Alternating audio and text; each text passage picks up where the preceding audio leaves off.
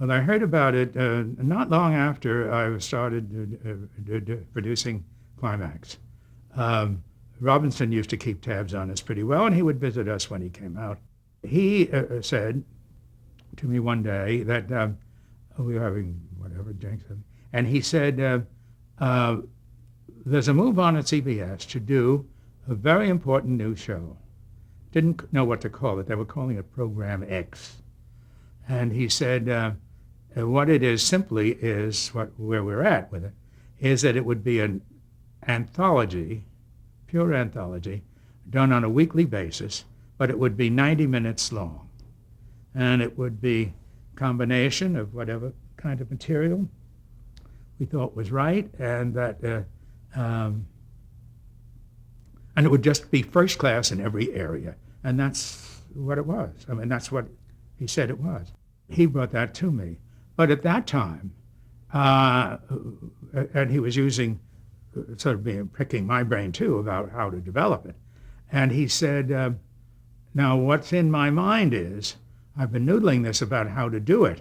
He said, I think that it should have 3 units, and you should be the first one, and you will alternate with 2 others, each headed by a major producer and a leading director, and the whole thing, so that we can rotate every 3rd week. We'd have a new show ready with our own people doing it.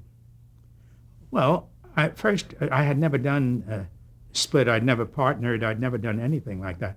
And I said, well, I guess that's not bad. That's a pretty good way. He said, well, you don't think you could do it yourself, do you?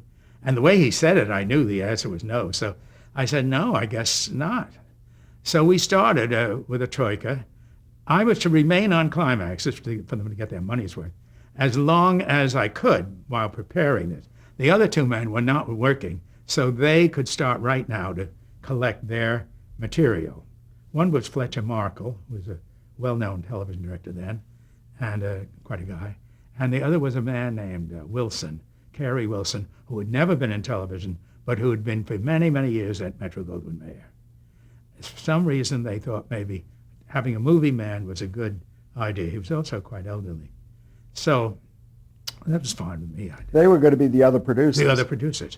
And we technically would not have anything to do with each other's work. We would all be autonomous unto ourselves. But we would have an occasional meeting together to tell the other person what kind of thing we just were thinking about or something, so that we would hopefully not step on each other's toes about everybody doing the blind girl on the porch, in the Horton Foote tradition. So I was uneasy about it, and I never knew quite why, whether it was an ego trip or truly that I had not had any partners or anything, and I did. So I finally went to him and said, Robinson. Yeah, and said, I really don't feel comfortable with this trio.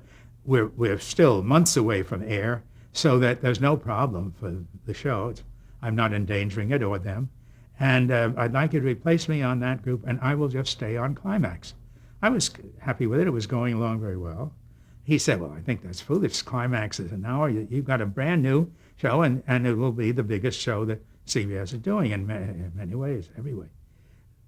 And I said, no, I really would like, I really would prefer that you release me into them. So he allowed us how he would, but he wanted to think it over and everything. I mean, he was going to. He said, I'm not going to make you do something you don't want to do. But about 10 days later, he called me and he said, do you really think you could do it alone? That was all the conversation was. And I said, well, we'll never know unless we try. I don't see why not. I said, I would organize it just the way you're talking, except I would be the top guy on all the things, and we'd have the directors be different for each unit, and I would have a couple of people like assistants, not other producers, but assistants, who would go along on all, particularly one with me, go along on all. That one turned out to be Dominic Dunn, who became a writer later. I didn't even know he could write his name at that time. So he was your assistant? Yeah. And I had 2 others who were both very good. man named Russell Stoneham, Russell Stoneham. and another man named Bob Banker. None of them became as famous as Mr. Dunn, but they all did their jobs then very well, and it worked. The system worked just fine. And I had another young man who's since become a director and a writer, Peter Nelson, who went really along on the whole thing. He was not assigned to any one unit. He was on everything. Did coming attractions and all that stuff, all the stuff that went along with shows.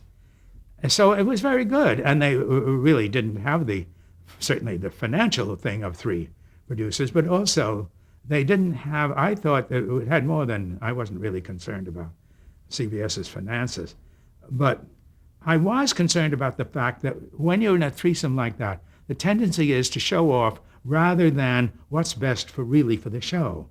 Every time you just do what you think is going to be a record-shattering thing or something like that. For one thing, first of all, it usually fails. But even if it was successful, you can't just keep having that as your goal.